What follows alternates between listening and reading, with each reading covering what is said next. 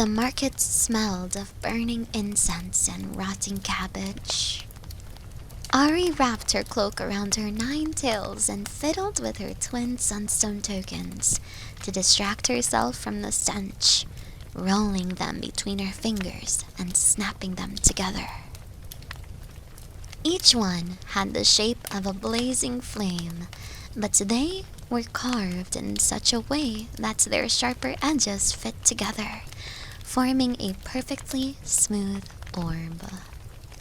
She had carried the golden stones since before she could remember, though she had no knowledge of their origin.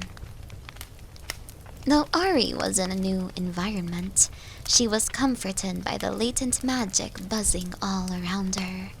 She passed a stand with dozens of woven baskets filled to the brim with polished rocks, shells etched with legends from a seafaring tribe, gambling dice carved from bones, and other curious items.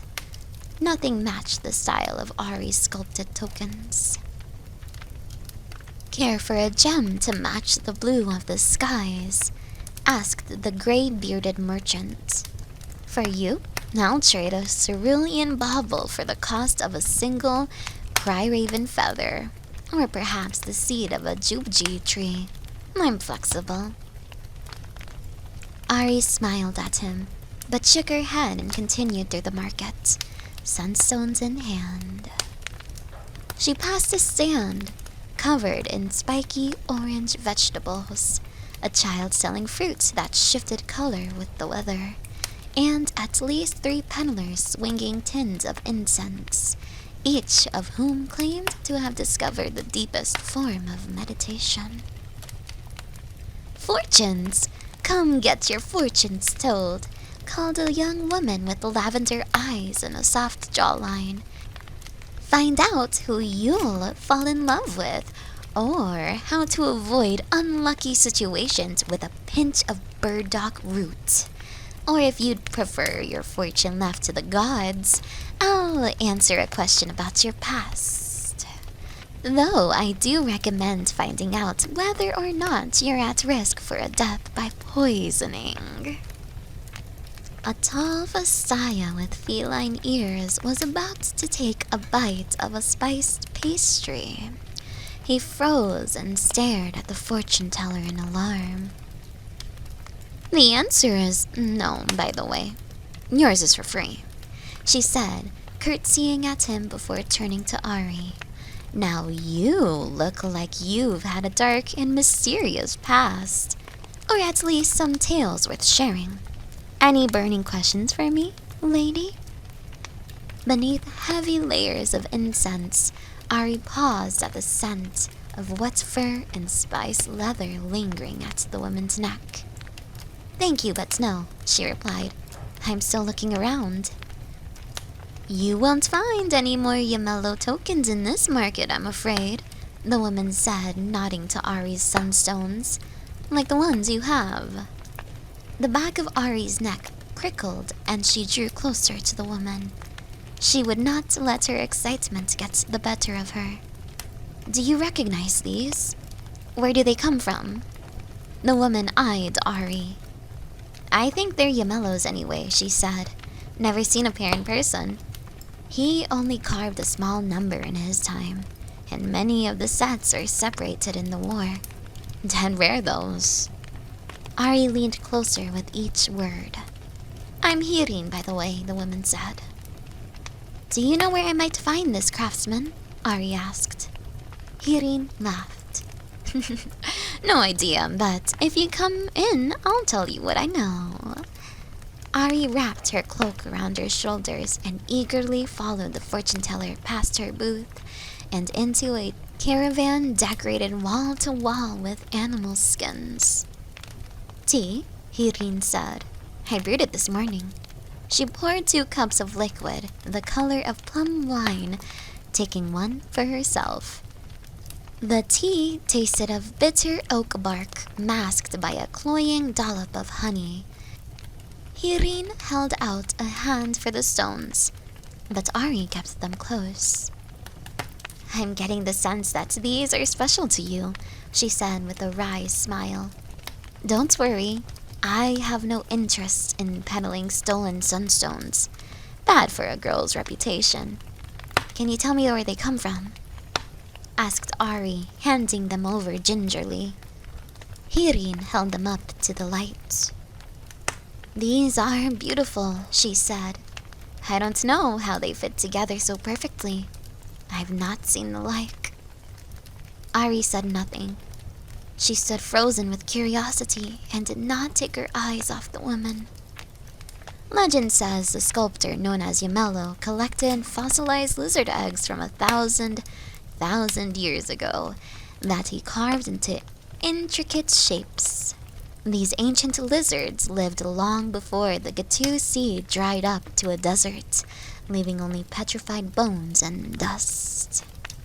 Hirin coughed, and Ahri detected a bitter note upon her breath, as if she had been drinking vinegar.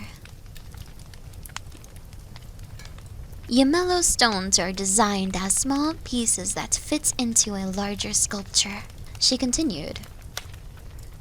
The woman dangled the golden pieces in front of Ahri's face.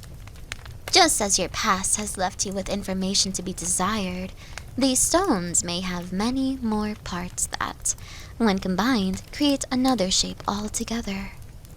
Who knows what you'll become when you track down your history? With the missing pieces, you may learn more than you'd like. Those are pretty words, Ahri murmured, staring at the woman. After a moment of silence, Hirin chuckled.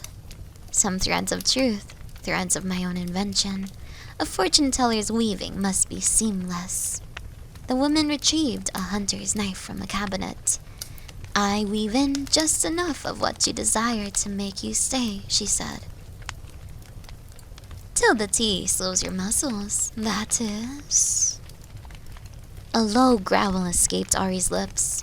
She would tear this woman apart. She tried to pounce, but her limbs did not obey.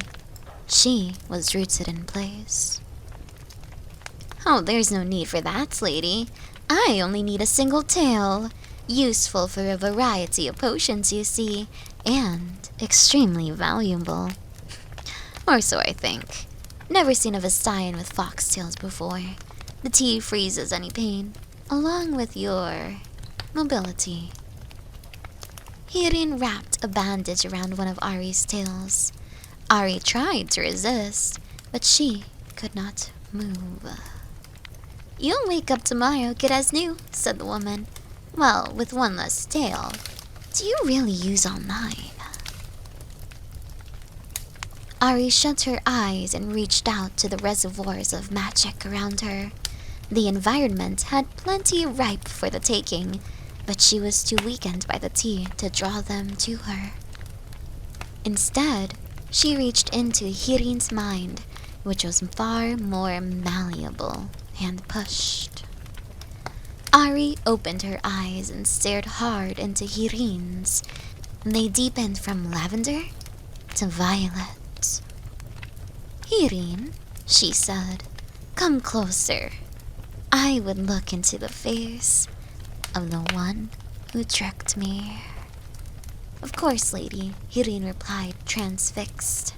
The woman's voice sounded hollow, as though it had came from the bottom of a well. She leaned in until her face was only inches away. Ahri inhaled, drawing essences of the woman's life from her breath. Hirin was a young girl hiding, hungry and afraid, beneath the market stall.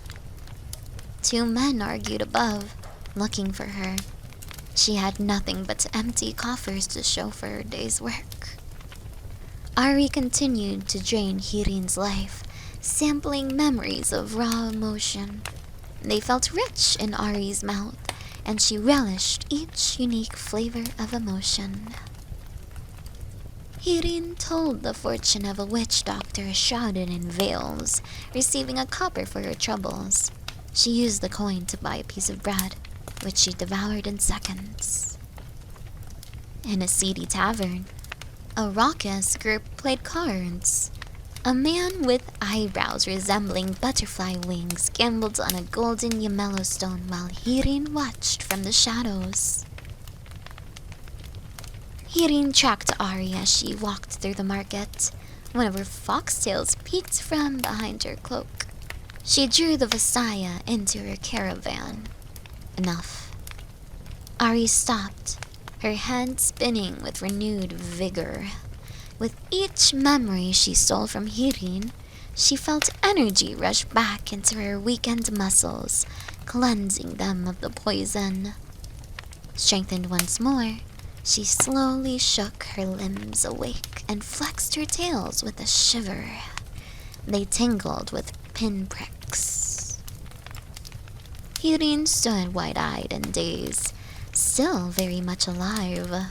It was she that would wake tomorrow, good as new, less a few memories that she would not miss. With knowledge of the woman's life, Ahri's rage had faded. She brushed her hand against the fortune-teller's cheek, then wrapped her cloak tightly around her shoulders and stepped out into the sunlit market. Hirin would not remember her or their encounter, but Ahri had left the trade with a name to hunt, Yamelo, and the image of the man with soft winged eyebrows that was burned into her mind.